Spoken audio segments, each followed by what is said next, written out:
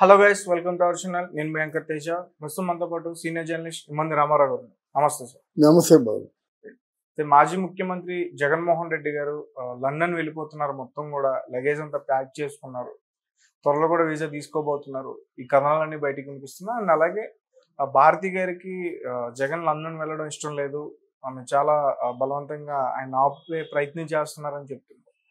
అసలు జగన్ గారి ఫ్యామిలీ ఏం జరుగుతుంది ఏమో అర్థం కావట్లేదు. ఎందుకంటే ఒక పొలిటికల్ లీడర్స్ కాబట్టి ఇంతకుముందు 5 సంవత్సరాలు రాష్ట్రాన్ని పాలించిన వ్యక్తి సడన్ గా ఎట్లాంటి డెసిషన్స్ తీసుకున్నాడు. సో దాని గురించి అది ఏమిటంటే జగన్ తాలూకు ఫ్రస్ట్రేషన్ ఒకటండి. రాళ్ళు అంటే పూలు అమ్మిన చోటే కట్టెలు అమ్మలేరు అంటారు కదా.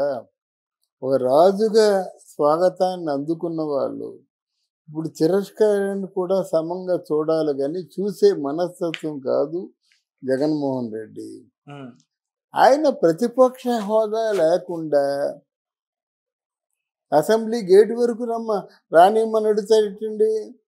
ఎవరెవరికి ఎలా మర్యాద చేయాలో దాని తాలూకు రూల్స్ ఉంటాయి. రూల్స్ ప్రకారంగా సాధారణ ఎమ్మెల్యే అంటే అక్కడో గేటు ఉంటాడు. గేటు అందరికి వచ్చి ప్రతిపక్ష హోదా ఉన్నోడు ఆల్మోస్ట్ ఆల్ ముఖ్యమంత్రి హోదా ఉన్నట్టు ఆ గౌరవానికి ఏం భంగం కలగకుండా సదుపాయాలు చేస్తారు.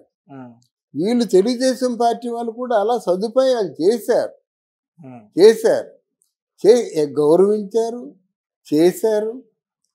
దీనికి ఎందుకు ఆయనకి ఈగో దెబ్బతినేస్తుంది.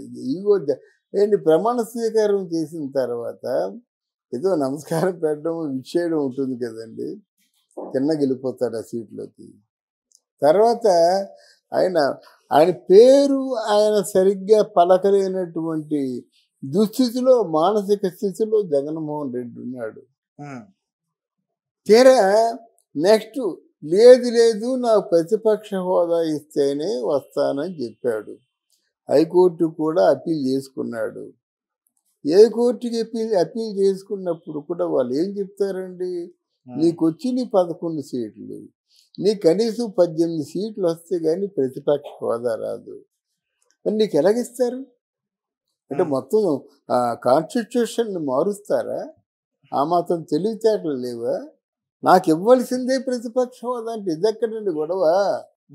రేపు పొద్దున ముఖ్యమంత్రిని నాకు ఇవ్వాల్సిందంటే ఇచ్చేస్తారా? అవసరం చెప్పండి, ఎంతో ఇచ్చేస్తానంటే ఇచ్చేస్తారా? అనుకో ప్రోటోకాల్స్, గవర్నమెంట్ నామ్స్ ఉంటాయి కదా. అందువల్ల ఈయనకేంటంటే అన్నీ అనాలోచితమైన ఆలోచనలే ఆయనకు వస్తాయి. ఫారెన్ వెళ్దాం అనుకోండి, ఎవరు వెళ్ళిస్తారండి?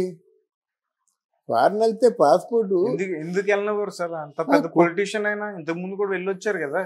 అది అలాగే పెర్మిషన్ తీసుకొని ఏదో ఎడ్యుకేషన్ మా పిల్లల్ని చూడడానికి వెళ్తున్నాను, నాకు 15 రోజుల టైమే వ్యవధి కావాలని ఈ వివరాలన్నీ ఆయనకి సమర్పించి రిక్వెస్ట్ చేస్తే ఇస్తారు. దావోస్ వెళ్ళాడు, వెళ్తానని చెప్పాడు. లండన్కి ఏమో 2 ఫ్లైట్లు వేసుకెళ్ళాడు. ఇది ఎవరు లేదు, అదే దానికి 15 కోట్లు ఎన్నో కోట్లు ఖర్చు అయినాయి. జగన్మోహన్ రెడ్డి ఏ పని చేసినప్పుడు కూడా ప్రభుత్వం నుంచి వచ్చిన డబ్బే, ఆయన సొంత డబ్బు రూపాయి ఇవ్వడు ఎవరికి. మీకు సరిహద్దుల్లో పోరాడే సైనికులకి జగన్మోహన్ రెడ్డి ఇచ్చినటువంటి దాన్ని ఏమంటే విరాళం ఎంతో తెలుసా? 500 రూపాయలు. అదే పవన్ కళ్యాణ్ ఇచ్చింది 1 కోటి రూపాయలు. అప్పుడు పవన్ కళ్యాణ్ దగ్గర 1,25,00,000 ఎంతో ఉంది, దాంట్లోంచి 1 కోటి రూపాయలు ఇచ్చాడు. ఊరకనే నాయకులు ఎవరు ఊరకనే వాళ్ళ మీద ఇమేజ్ పెరగదండి.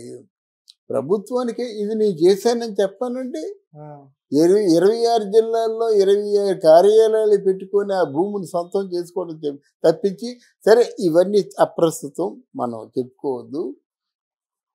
ఫారెన్ వెళ్ళేందుకు మాత్రం ఆ క్లియరెన్స్ అయినంత వరకు, ఆయన మీద ఉన్న కేసులు క్లియరెన్స్ అయినంత వరకు కూడా ఎవరు ఎలవ్ చేయరు. మొదటిది. 2 ఆర్థిక నేరస్తుడు, 2వ కేసు.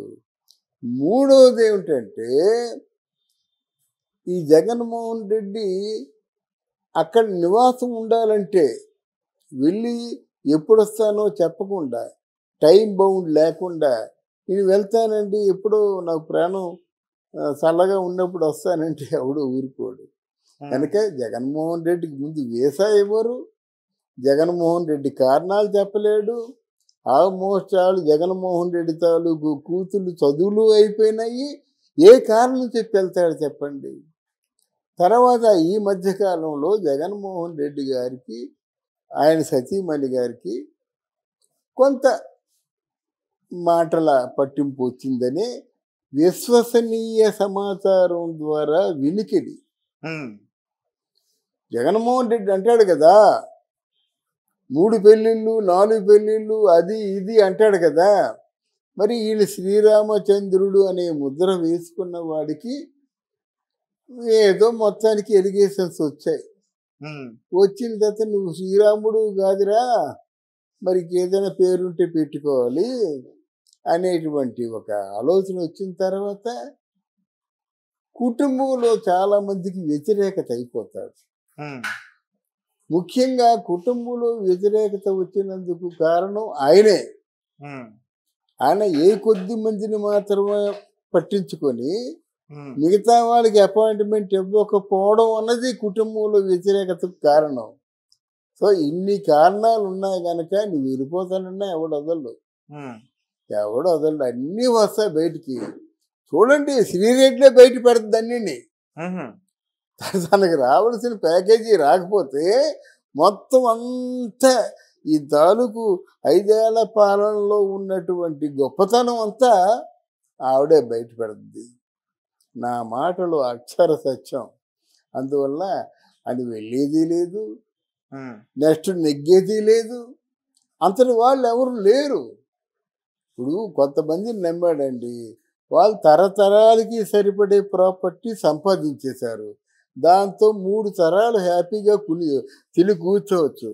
మిగతా 140 మందిని ముంచేశాడండి.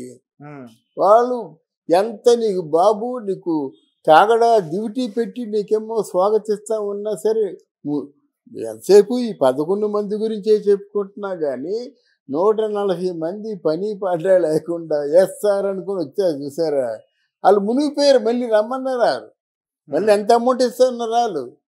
మరి వాళ్ళు నీ దగ్గర చేరుతారు, నువ్వు మళ్ళీ ఇంకోసారి నువ్వు బతికి బట్ట కట్టేది లేదు రాజకీయంగా. ఈ మాటలు మనం స్పష్టంగా చెప్పుకున్నాం. ఏమండి నిజం అన్నది దాచినా దాగదు, ఏదో రోజున వాళ్ళ మాటల్లో అబద్ధాలు తెలుస్తున్నాయండి. ఋషికొండ ప్యాలెస్ ఏమో ముందు వైఎస్ఆర్సిపి కార్యాలయం అన్నారు, ఆయన ప్రారంభోత్సవం చేయకుండా రోజా చేత ప్రారంభోత్సవం చేయించారు. అరే బాబు ఇది టూరిజం ఫ్లాట్ అన్నారు, టూరిజం బంగ్లా అన్నారు. టూరిజం బంగ్లా అంటే హరిత రిసార్ట్స్ అనేది ఒకటి ఉంది, దాన్ని 11 కోట్లు